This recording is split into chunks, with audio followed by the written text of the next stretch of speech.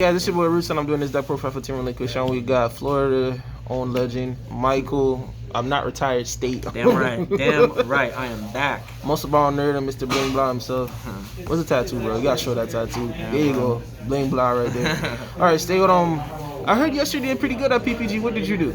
I played their Dragons of Legend case, or I don't know what to say, 3-box case, or whatever it was, and I played something rather interesting. One of my friends, shout out to my boy LeVar and Ronald, they gave me the idea for the deck, and I was just like, why not? Let's play it. It looks fun. I went to play it, and it's Zoodiac Dogmatika. No. Yeah, this here is Zoo and Dogmatika? Yes. So 2016, 2020 mixed together. Okay. Yeah. Now, the deck, actually, I underestimated the deck. The deck is very, very good, very consistent at what it does. It performed very well.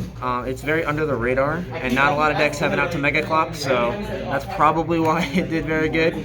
Yeah, the deck's very consistent. It's a really fun deck for the format, and it's actually it's a low-key competitor. And I definitely would give it a run once you see my list. All right, then let's get into the deck profile. Right. So, Zoodiac monsters, of course, the one rat. Rat by itself is Mega Clops, so normally send Ram, Chakanine back, Dryden pop, and do that whole play. So just by rat equals Mega Clops. 2 Ram. We're playing Desires, otherwise I may consider 1.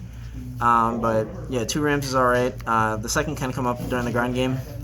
And then 3 Thoroughblade. Probably my favorite one to open, actually, because you get to dig for your Dogmatika cards, your hand traps. I love the card overall, and it's a 16 Piercer, which can come up.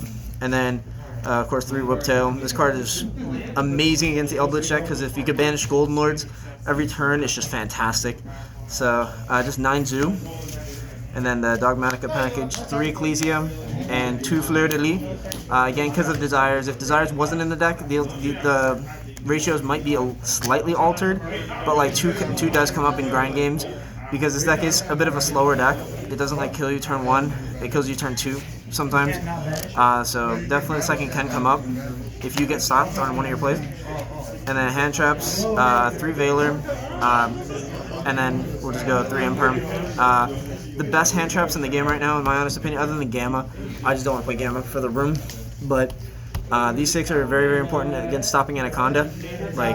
You can out Dragoon because of Droplets, Fleur de Lis, a bunch of other cards, but you want to stop it if you can. So these are definitely the 6 best hand traps. And then 2 Ash, just the most versatile hand trap of them all. So 8 hand traps there. And then spells, 3 Tenki, and your Barrage. Of course, you want to get to your Zoo card so you can end on Dryden. Some way, shape, or form. End on Dryden, or if you see this or Rat, you get to end on Mega Clops, which is a lot better. Then 3 Nadir Servant. Of course, you want to search your Ecclesia any way possible. And getting extra cards in the graveyard is nice, because it fills up Avarice. And then 2 Desires and 2 Avarice.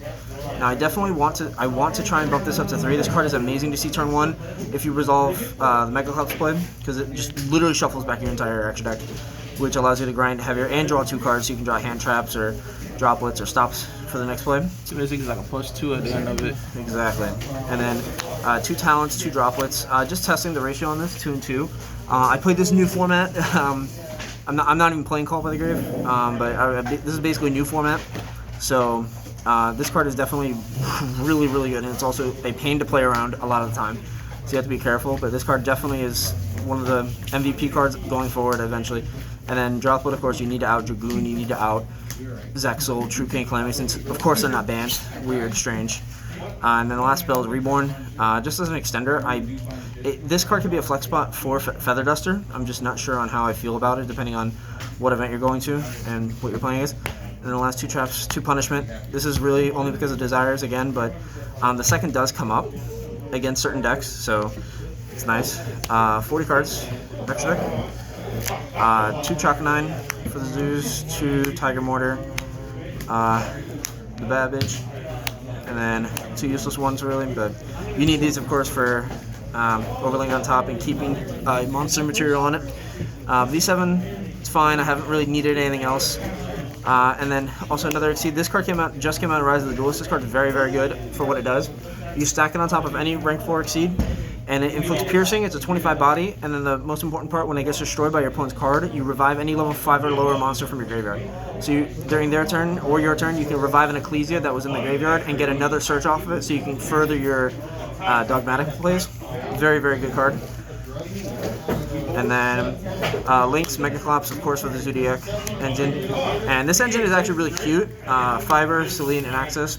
I use this a lot more than I thought I would. I thought this was very gimmicky, but at times you can just, if there's 3 spells of grave or more, you can just, if you have any monster, like a dead zoo on the field, you just normal summon Veiler or Ash, make Fiber summon Veiler, make Selene, summon back the Veiler and access code them for game, and pop 3 cards, or 2 cards. Very, very gimmicky, but like it also is just very powerful because like the extra deck room is like flexible.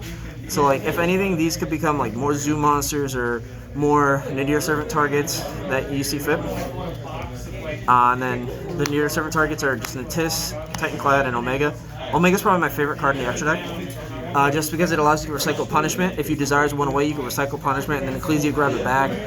And this card can also just send opponents Titanclads when they Maximus or just anything. Like this card's just so versatile for anything. And then that's the extra deck. Side deck. 1 Pank. It's just good against the macro decks. Eldritch. 2 Nibiru. It's standard against combo decks. 2 Artifact Landscape. This card is probably my favorite card in the side deck right now. This card is just so powerful against the Invoke deck, the Eldritch deck, the Chaos decks, something else. I really can't remember. Like this. Thank you, Dino. Yes! This card shots down Dino like crazy. Yeah, this card is honestly almost main deck worthy right now. I want to try and fit it in, but I'm not sure how I feel about it yet. And monsters. Spells for back row, 3 Storm, 2 Cyclone. Cyclone to the nuts, honestly. Just because it can hit Eldritch cards. Just very, very powerful card. And then last card, 2 Decree. This card is just so powerful against Eldritch if you see it going first. I still haven't seen this card yet going first, but when it resolves against Eldritch, you should be in a good spot, unless they add Eldritch. If they see Curse Eldland or the Golden Lord, it outs it, but it is what it is.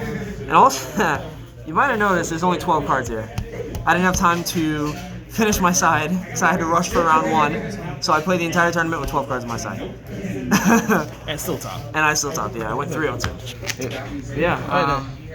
Shout outs to my boy, again, LeVar and Ronald. They're the ones that give me the inspiration for the deck. Me and LeVar talked about the deck a lot yesterday and today, trying to figure out what cards we could play and how it interacts with the meta. Again, shout out to PPG who held the tournament. Very, very good tournament. And shout out to everybody in South Florida. Miss you guys. And shout out to my girlfriend Kayla. I love you, babe. And that's it.